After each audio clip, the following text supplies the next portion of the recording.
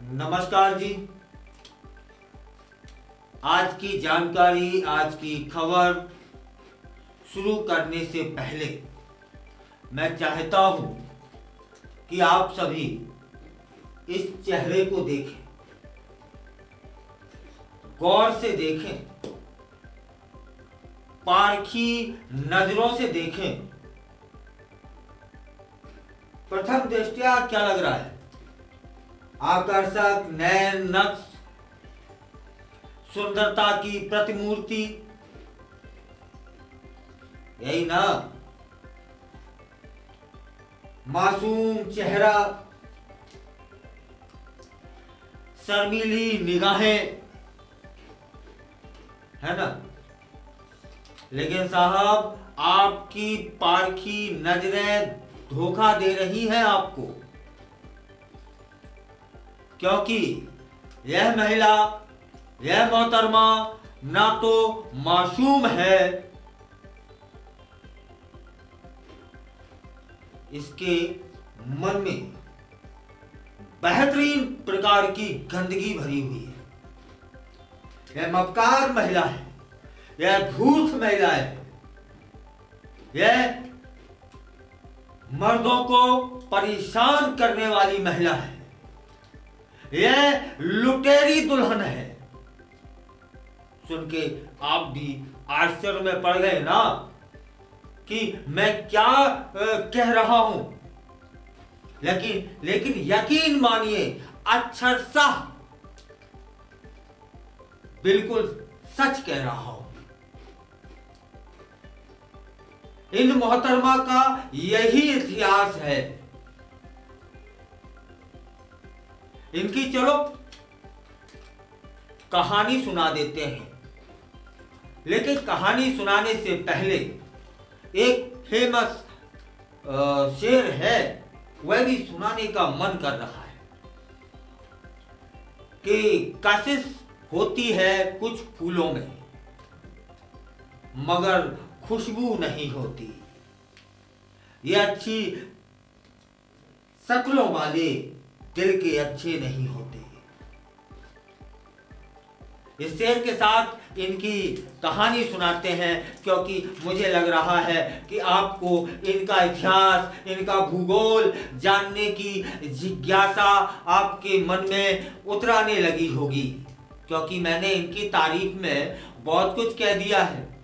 क्या कि ये मोहतरमा मक्कार है, ये मोहतरमा धूर्त है, ये मोहतरमा क्या दिल से खेलने वाली हैं, यह मोहतरमा किसी के विश्वास के साथ छल करने वाली हैं, और करने वाली नहीं है साहब, उस्ताद हैं, उस्ताद।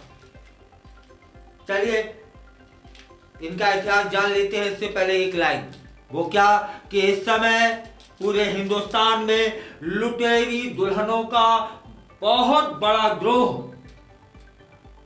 कार्यरत है, उससे बचने की जरूरत है। इनकी कहानी आपको हैरान कर देगी। यह एक लुटेरी दुल्हन भी है, जिसने अमीर मर्दों को अपने प्यार के जाल में फंसाकर उनसे करोड़ों रुपए ऐंठ लिए हैं। फिलहाल तो जेरे हवालात हैं, जेल की रोटियां इनके नसीब में है इस समय, लेकिन कब तक रहने वाली हैं कुछ कहा नहीं जा सकता। इनका नाम है सीमा, सीमा उर्फ निक्की नाम की यह महिला उत्तराखंड की रहने वाली है, और इसका जाल पूरे हिंदुस्तान में यह कार्यरत है। यह लोगों को फंसाती है, लूटती है, बर्बाद करती है, उनके दिलों के साथ खिलवाड़ करती है। मासूम चेहरे वाली इस औरत ने पिछले 10 सालों में 3 अमीर मर्दों को अपने जाल में फंसाया। 3 तो उजागर हुए हैं, अभी और कितने उजागर होंगे यह देखने वाली बात होगी। और उनसे कुल मिलाकर अभी तक जो जानकारी हासिल हुई है वह है कि 1.25 करोड़ से अधिक की वसूली कर चुकी है।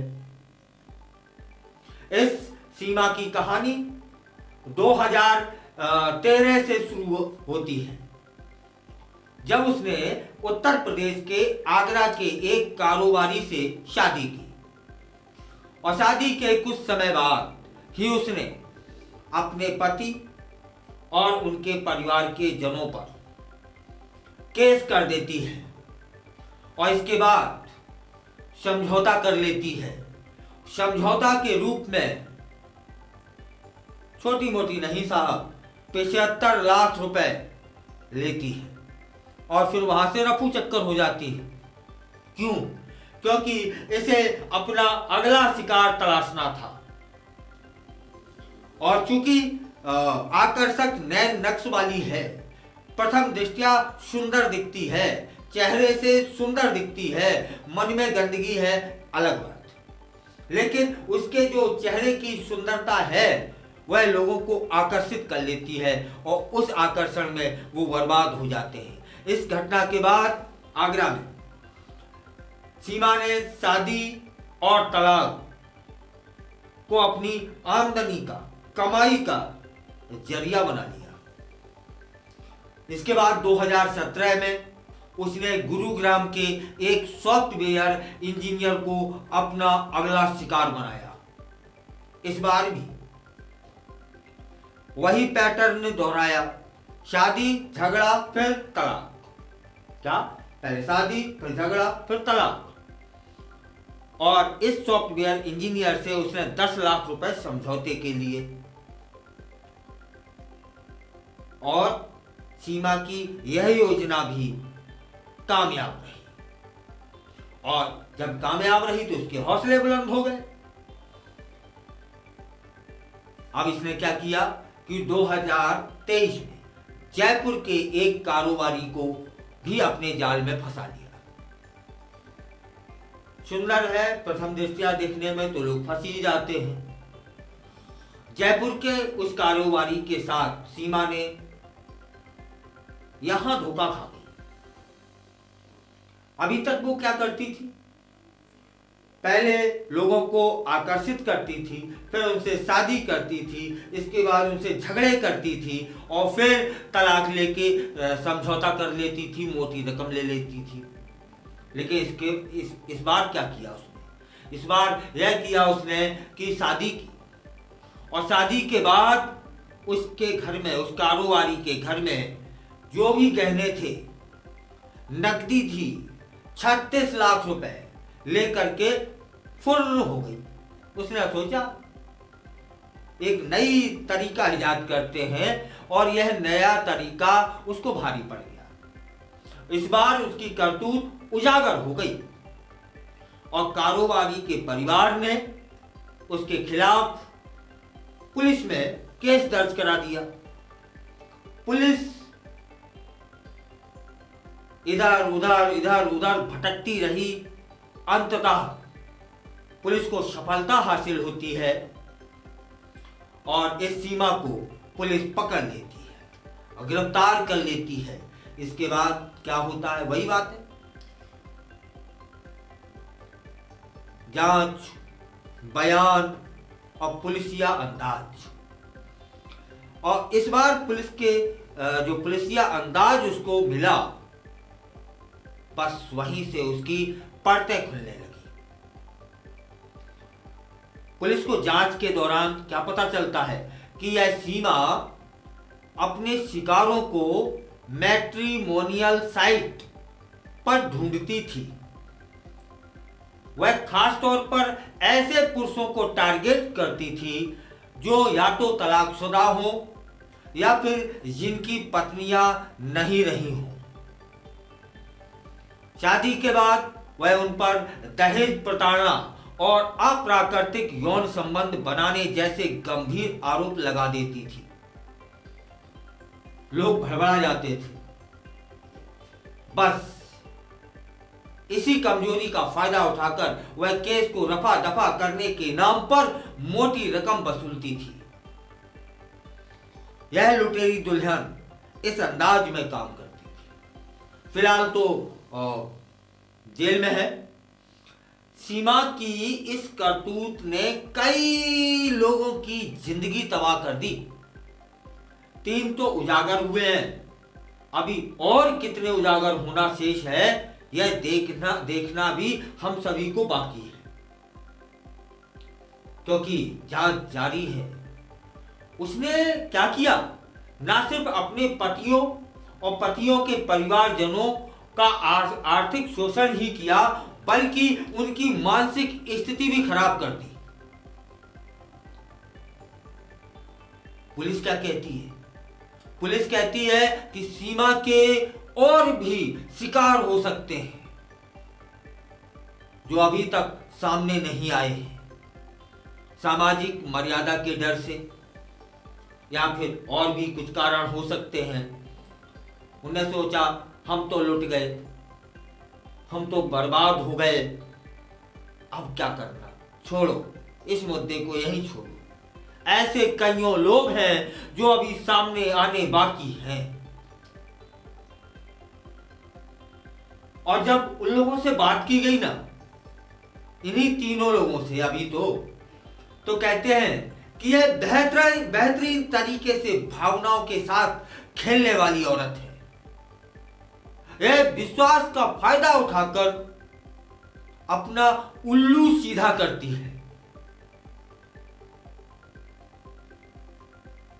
सीमा की यह कहानी हमें सिखाती है कि हमें किसी भी रिश्ते में जल्दबाजी नहीं करनी चाहिए। देखो ना कितना मासूम सा चेहरा लग रहा है इसका।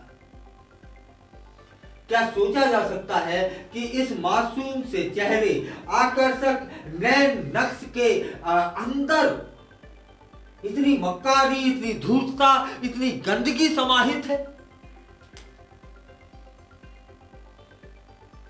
और इसी तरह की महिलाएं बहुत सारी लुटेरी दुल्हन नाम से गिरोह संचालित कर रही हैं।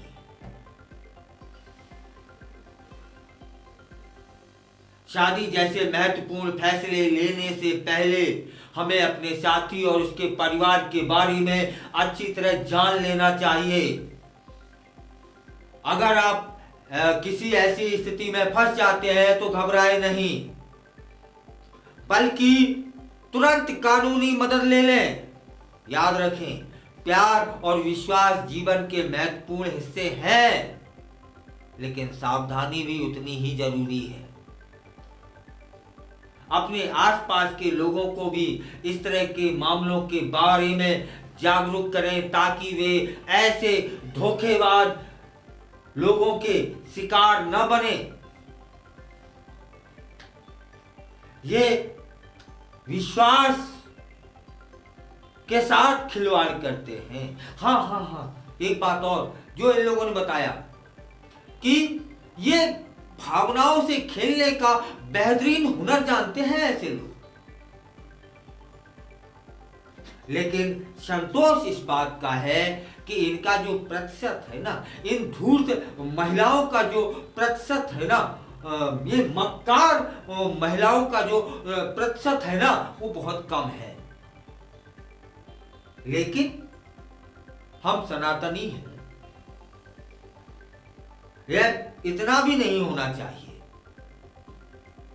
ये आधुनिकता की दौर में हम यहां तक पहुंच गए हैं। यहां पर कानून को, यहां पर पुलिस को यह जो प्रतिशत जितना बढ़ रहा है इसे कम करने की आवश्यकता है, क्योंकि भावनाओं से खेलना और आर्थिक शोषण करना एवं विक्षिप्तता की स्थिति तक पुरुषों को पहुंचा देना यह जघन्य अपराध है। वही पुरुषों को भी चाहिए कि संस्कार देखो, क्या आकर्षण देखते हैं, आकर्षण के पीछे क्या स्थिति है आप समझ सकते हैं। आगरा का वह कारोबारी सॉफ्टवेयर इंजीनियर, जयपुर का वह कारोबारी, उसके साथ साथ उसका पूरा परिवार विक्षिप्त सा हो गया है। इस वीडियो को बनाने का मकसद मात्र इतना है कि इस चेहरे को पहचान लें, कहीं ऐसा ना हो हम में से कोई फिर इसके आकर्षण में फंस जाए, फिर इसके नए नक्श पर फिदा हो जाए और बर्बाद हो जाए। अच्छा, एक शायर हुए हैं अपने यहाँ, उनकी एक लाइन थी, याद ही होगी, कि उस पर अमल करने की आवश्यकता है। लेकिन यहां मैं बार बार कह रहा हूं कि ऐसी धूर्त मक्कार महिलाओं का प्रतिशत बहुत कम है। हमारा समाज तो बहुत शुद्ध और सम्माननीय है। हमारे यहाँ की महिलाएं तो देवी उन्हें कहा जाता है, वो देवी योग्य हैं। लेकिन ऐसे भी लोग हैं, वो मुद्दे पे आते हैं तो वो शायर साहब क्या बोलते हैं कि उन पे अमल करने की वाकई में जरूरत पड़ गई है, लेकिन इन जैसों के लिए कि बुलाती है मगर जाने का नहीं। यदि उनकी इस पंक्ति को सूक्ति बनाकर अमल कर लिया तब फिर क्या होगा? ये जैसे धूर्त मक्कार लुटेरी दुल्हन फिर कौन सा क्या कहेंगी? उस पर भी एक शेर है, वो बताते हैं। वो क्या कहेंगी कि राहत के एक शेर से आहत हुई हूं मैं, राहत के एक शेर से आहत हुई हूं मैं, बुलाती हूं मगर क्या है? सुनाएंगे, लेकिन इससे पहले यही कि एहतियात की बहुत आवश्यकता है। इन जैसों का एक पूरा का पूरा देश में गिरोह चल रहा है, उन्हें पहचानने की जरूरत है, उनसे बचने की जरूरत है और उनसे दूर रहने की जरूरत है। तो वो शेर था कि राहत के एक शेर से आहत हुई हूं मैं, बुलाती हूं मैं उसको मगर आता नहीं है वो। तो जब इन जैसे लोग अपनी भाव भंगिमा में अपने आकर्षण के जादू से आकर्षित नए नक्शों के बार से आपको बुलाने का प्रयास करें तो जाने का नहीं, तब क्या होगा? ये मन महसूस के रह जाएंगे कि शिकार फंसा नहीं। बस इन्हें हराने का, इन्हें समाज में तिरस्कृत करने का यही एक तरीका है कि जब ये बुलाते ऐसे नहीं है, बड़े बड़े प्रपंच फैलाते हैं, उस प्रपंच में नहीं आने का है। वरना होगा क्या, हश्र क्या, जो इन कारोबारियों का हुआ है वो हमारा भी हो सकता है ना? इस बात को यहीं खत्म करते हैं, ये सोचते हुए कि इन लुटेरी दुल्हनों को, पूरे गैंग को पुलिस पकड़ेगी और जेरे हवालात करेगी। हमारे समाज में स्नेह का, प्रेम का एक सच्चा सा वातावरण तैयार होगा और इन लोगों को जहां होना चाहिए, कहां